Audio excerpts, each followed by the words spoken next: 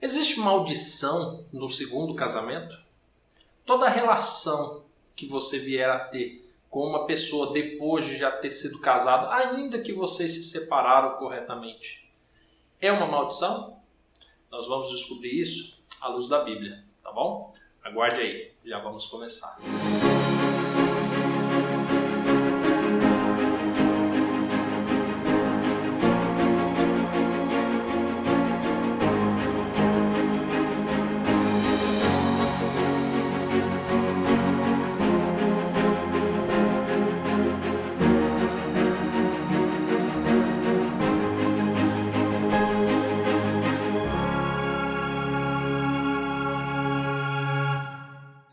Olá, tudo bem?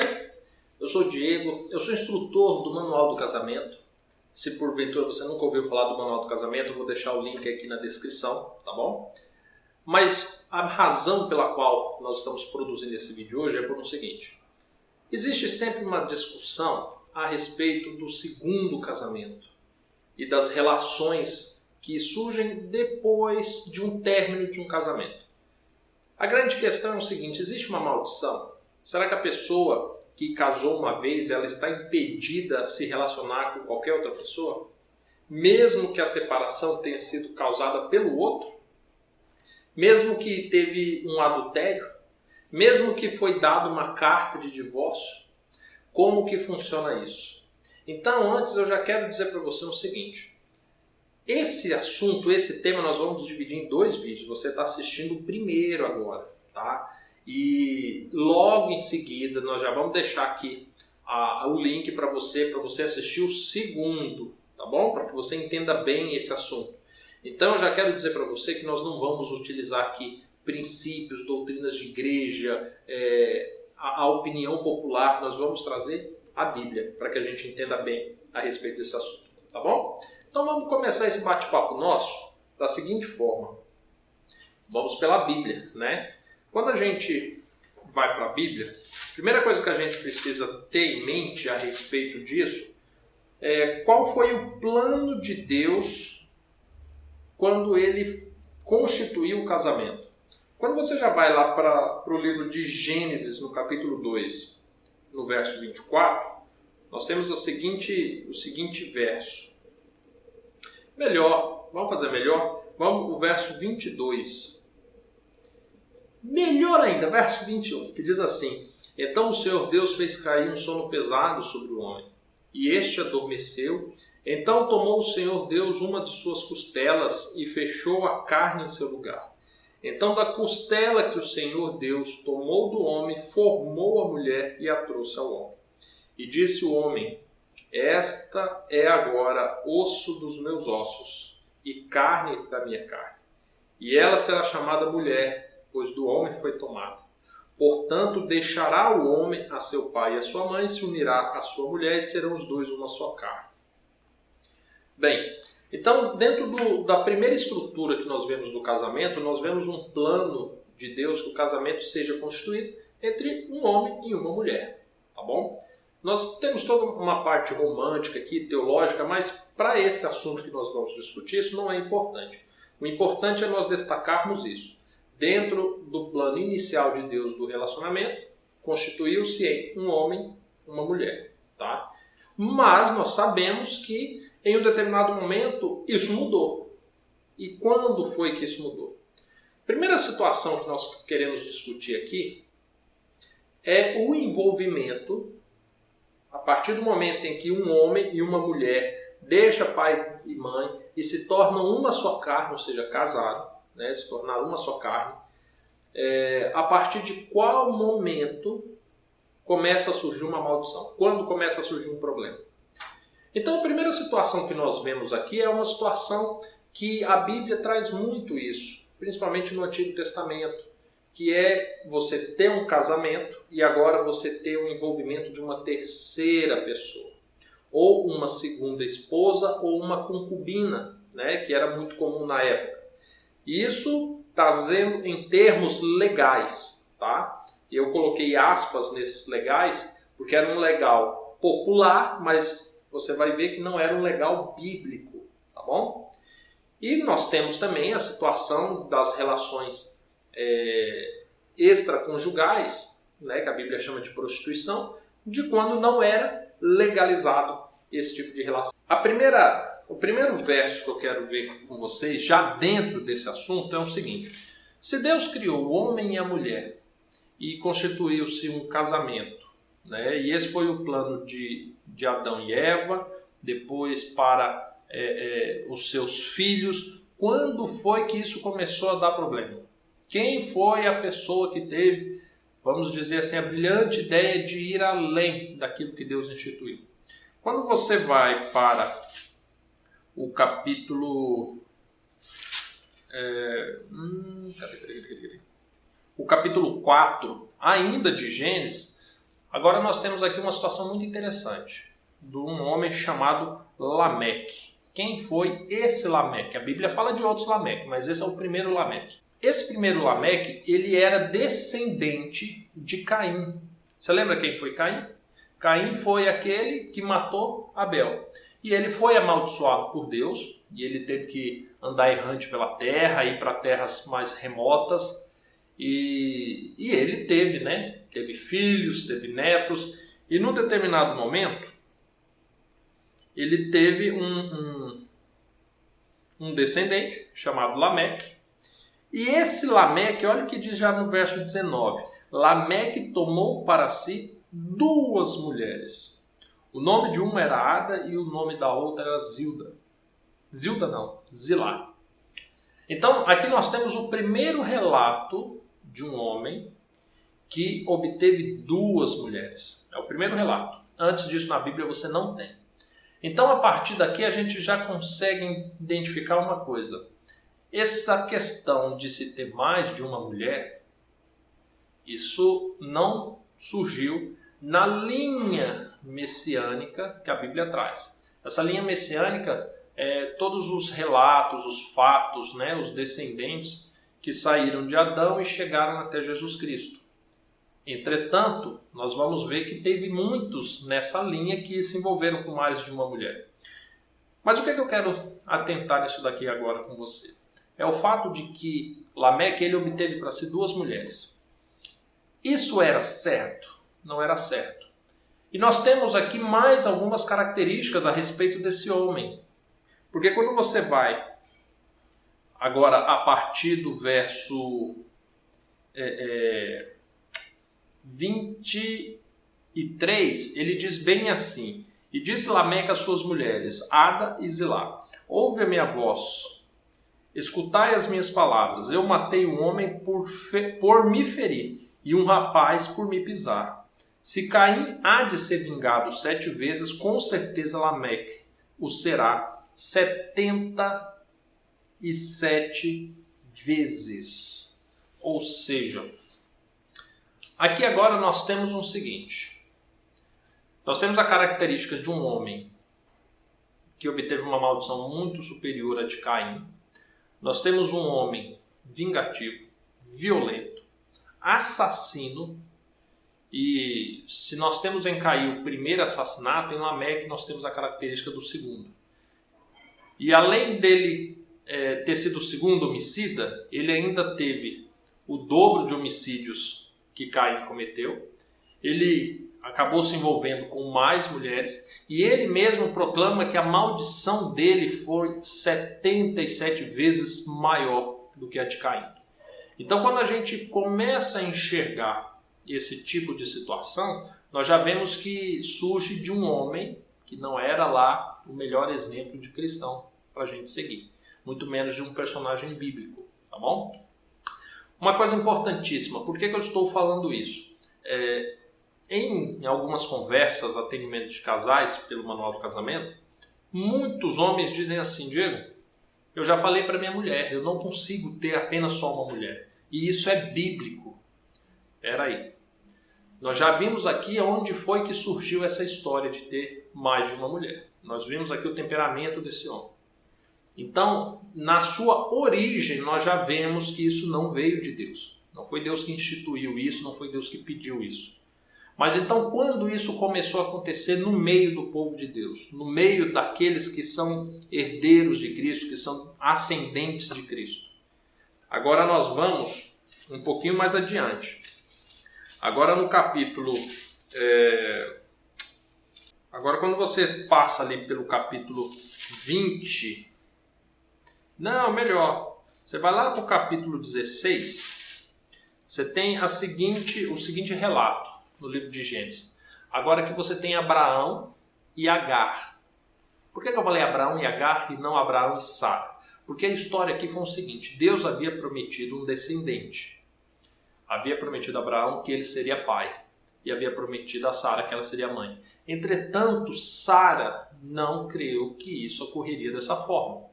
Então o que ela fez? Ela pegou uma funcionária, uma escrava, e permitiu que essa escrava se deitasse com Abraão. Presta atenção numa situação.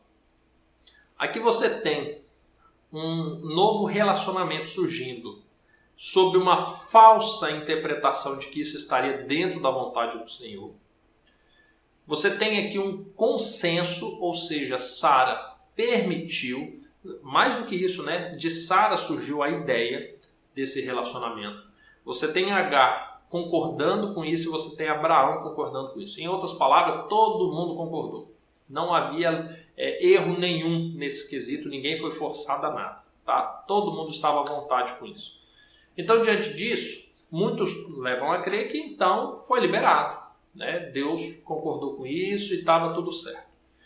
Quando a gente traz para os dias de hoje, existem muitas pessoas que falam assim: olha, eu me separei e minha esposa já casou de novo, eu já casei de novo, ficou todo mundo feliz, então Deus abençoou isso. Vamos olhar para essa história para ver se isso reflete a realidade para os dias de hoje. Porque o que acontece? Agar deu à luz a um menino chamado Ismael.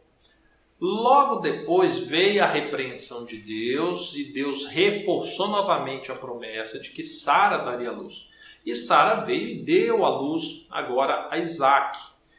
Só que o que acontece? Aquilo que parecia ser perfeito mostrou-se que não era. Porque começou a haver conflitos entre os filhos, começou a haver conflito entre as mães, entre as mulheres, a ponto de que Sara ordenou que Abraão despedisse Agar, que mandasse ela embora juntamente com o seu filho. E olha que interessante, porque quando Abraão agora começa a pensar, né? Eu imagino a cabeça de Abraão pensando assim: Senhor, poxa vida, houve todo um consenso, estava todo mundo feliz, tudo de boa, agora começou essas brigas, eu mando ou não mando essa mulher embora? Afinal de contas é meu filho, é minha responsabilidade. E agora Deus pegou e falou: olha, escute Sara e mande Agar embora. Ou seja, quando Deus foi consultado a respeito da legitimidade, da sua vontade a respeito disso, ele deixou bem claro: ó, manda embora, porque sua mulher é Sara, seu filho é Isaac. Só que Ismael também era filho de Abraão. E Deus o consolou dizendo assim: olha, e não tema quanto ao menino, não tema quanto a Agar, pois de Ismael eu farei uma grande nação. Então está tudo certo.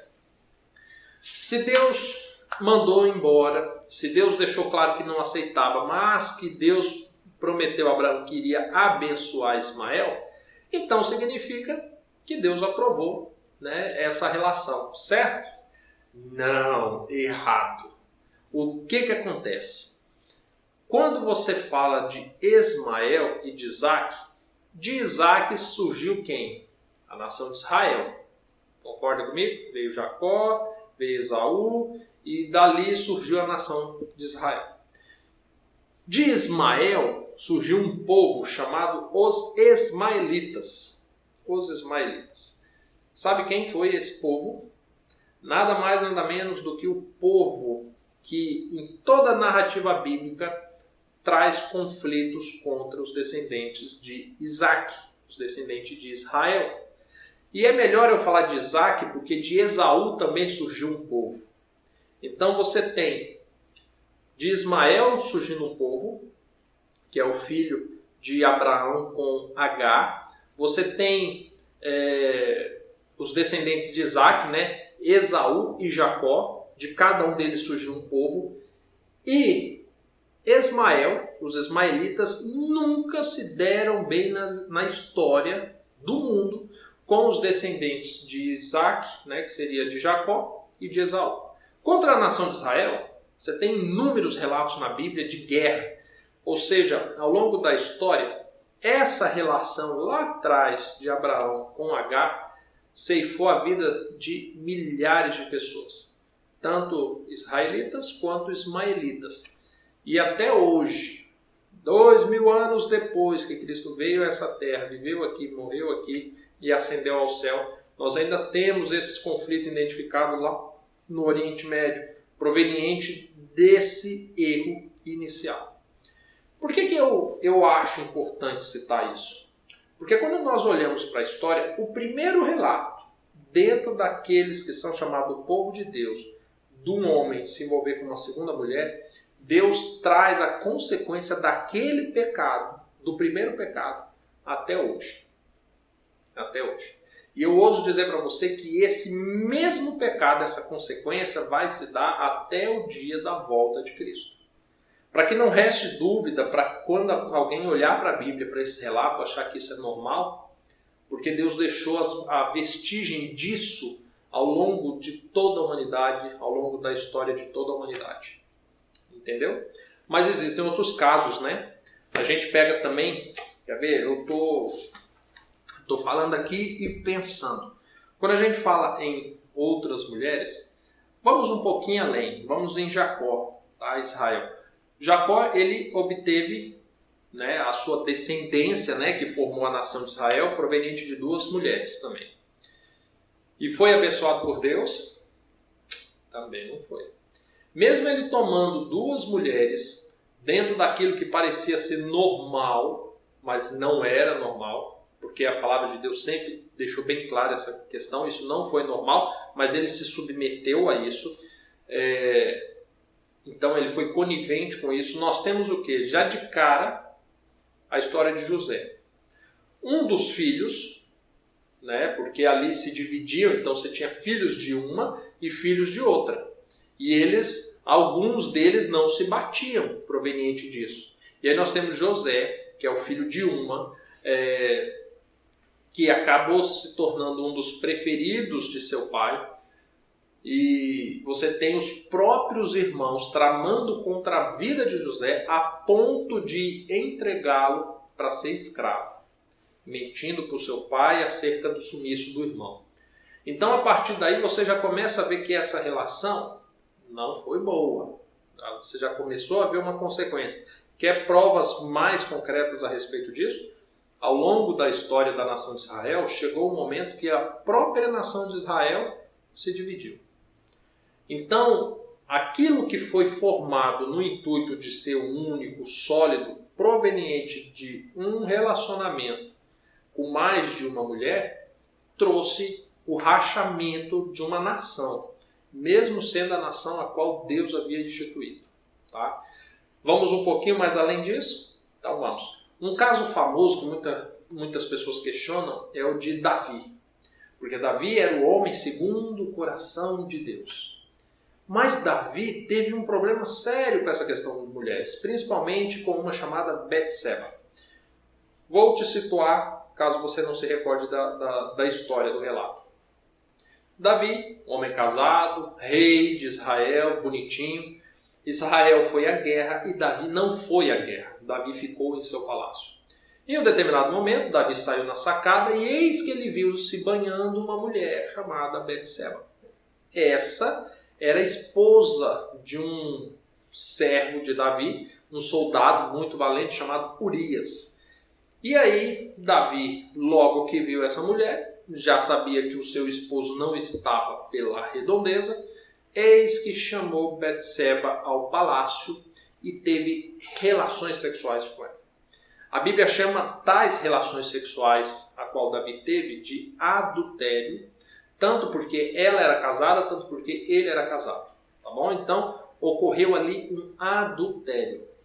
Ótimo, adultério ocorreu, só que agora teve um problema. Betseba engravidou. E agora, para encobrir essa questão, uma vez que Urias estava na guerra e a mulher agora engravidou, para não trazer escândalo à nação, eis que Davi manda chamar Urias, para que Urias vá em casa, dê uma namorada com Batseba, volte para a guerra, depois ela aparece com a barrigona, e aí todo mundo diz que foi dessa vinda de Urias. Mas Urias não aceita ir para casa enquanto existem irmãos dele lá na guerra. E Urias fica na porta do palácio, ele não entra para dentro de casa. Então Davi, vendo que ele não iria se deitar com a sua esposa, eis que ele manda uma ordem para que o comandante lá do batalhão, do exército, colocasse Urias na frente da batalha. Certamente Urias morreria ali. E isso aconteceu. Urias morreu, Batseba agora estaria viúva, né? E Davi teria um problema a menos, certo? Só que não. Um profeta do Senhor chegou até Davi e lhe fez entender a dimensão do pecado que ele havia cometido. Ele fez com que Davi entendesse a gravidade do pecado e como Deus estava revoltadíssimo com Davi proveniente dessa situação. E aí, nesse momento, quando Davi percebe o tamanho do erro que ele cometeu, agora ele pede perdão a Deus e se arrepende verdadeiramente disso. Só que agora nós temos um problema. Davi se arrependeu do seu pecado, confessou ele a Deus, mas agora existe uma mulher que perdeu o marido, se tornou viúva, estava grávida e iria sofrer humilhações por resto da vida, porque como aparece agora um bebê nascendo de um relacionamento sexual que não ocorreu, logo chamariam ela de adúltera, e viúva, essa mulher estava fadada à morte. Nitidamente era esse o destino dela. Agora Davi, ele faz o que aos meus olhos é uma compensação. Por quê? Entenda o seguinte, diante da maior desonra que Davi trouxe para a vida daquela mulher, ele agora concede a ela a maior honra de transformá-la a mulher do rei. Só que existe um problema sério nisso. Davi acertou errando, vamos dizer assim. Por quê? Por mais que agora, pela lei, né, Batseba poderia se casar novamente, porque agora era viúva, diante de Deus isso não era legalizado. Então, diante da população, ok, tranquilo, Davi podia casar com ela, então não havia nenhum rompimento de lei nenhuma, porque agora ela era viúva. Ela poderia se casar com qualquer um, mas Davi fez questão que fosse com ele para dar maior honra para ela. Prova de que esse ato em si alcançou ali uma misericórdia de Deus, que aquele bebê que ia nascer fruto do adultério morreu. E então, posteriormente, ele teve um filho com ela, né, que aí veio a ser Salomão, o qual já entrou na linha ascendente, né, ou melhor, descendente até Cristo, a linha messiânica. Entretanto, presta atenção, entre esses acertos e erros, ainda temos o posicionamento de que Deus não aprova tal situação. Mas Deus permitiu diante da corrupção que havia no meio do povo, né, e da ignorância que o povo estava tendo em relação a isso. Quando você olha os filhos de Davi, quer seja provém de Batseba e suas outras esposas, você já começa a ver que existe uma maldição ali dentro.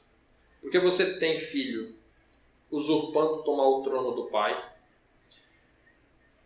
Você tem filhos se deitando com a própria irmã. Você tem irmão matando irmão. E aí você tem Salomão, que é o filho direto dessa relação, tendo sérios problemas também com mulheres.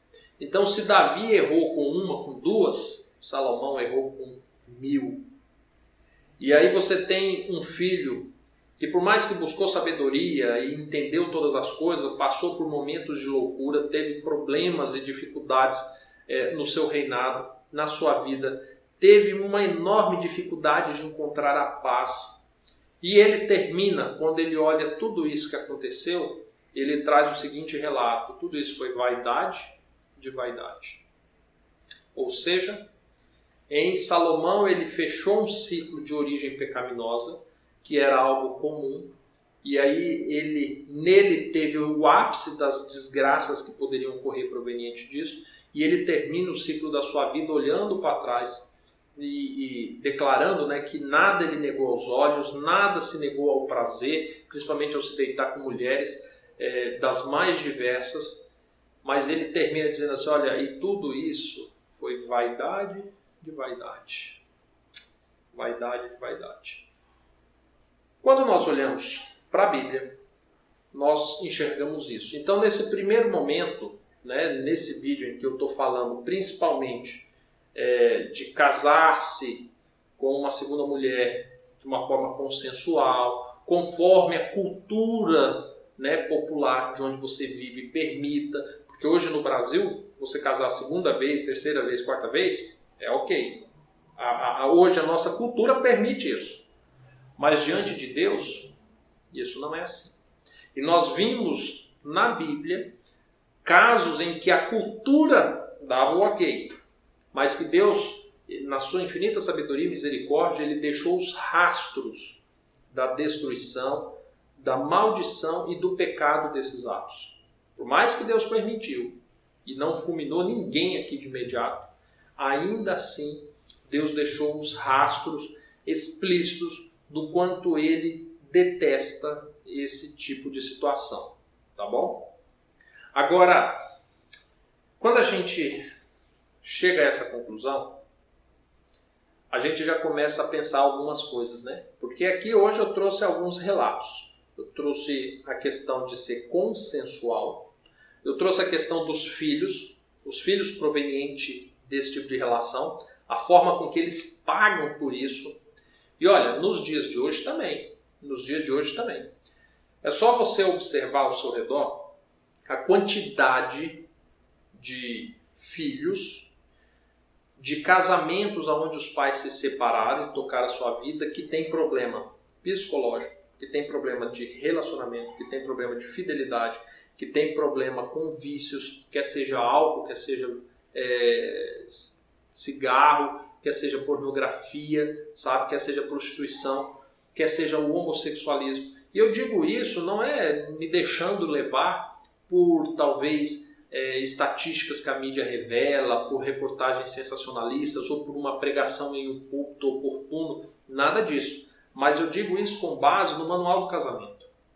Ou seja, nós temos um programa que lida com casais que buscam uma restauração e que nós recebemos centenas de pessoas todos os dias nos procurando, e quando nós conversamos ali, nós temos em pessoas que tiveram os pais separados, que hoje não conseguem se estabelecer num casamento, que tem problemas sexuais, que tem problemas psicológicos, que sofre depressão, tudo por consequência de atitudes passadas. Então isso que eu estou trazendo para você, eu não estou me baseando nada no que as outras pessoas dizem, eu estou dizendo para você algo que eu vejo todos os dias. Se você conhece alguém assim, você vai poder comprovar isso também, tá bom? O próximo vídeo, nós vamos falar agora quando um dos cônjuges não quer. Hoje nós falamos de todos, né? Que foi consensual, que a sociedade permitia, que era tranquilo, beleza, a consequência disso nos filhos, ok. Mas e quando o homem agora manda embora a sua mulher e se casa com outra?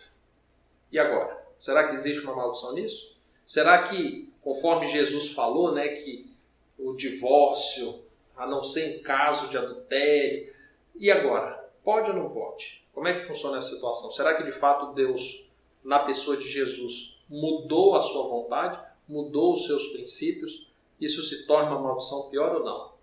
Assista no próximo vídeo. Eu já quero pedir para você, se você não é inscrito no nosso canal, se inscreva, dê uma curtida, comente aí, né, o que você achou. Traga a sua opinião, tenho certeza, todo mundo gosta de ler os comentários, o pessoal vai argumentando e a gente aprende muito com isso, tá? Então dê aí a sua contribuição também.